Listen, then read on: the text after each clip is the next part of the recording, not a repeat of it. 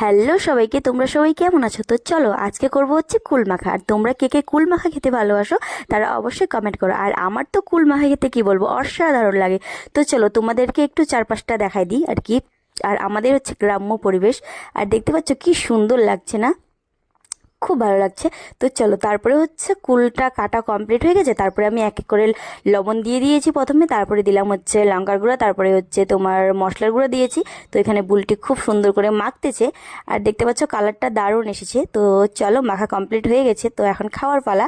খাইয়ে দেখবো কেমন টেস্ট হয়েছে না হয়েছে।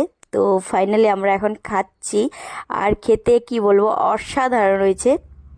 তো চলো আমরা ততক্ষণে খাই, আর তোমরা ততক্ষণে ভিডিওটা কন্টিনিউ করো।